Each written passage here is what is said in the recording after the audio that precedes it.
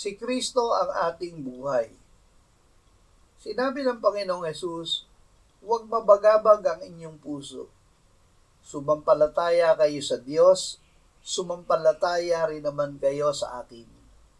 Sa bahay ng aking Ama ay maraming tahanan. Kung hindi gayon, sasabihin ko ba sa inyo na ako'y paparoon upang ihanda ko ang lugar para sa inyo?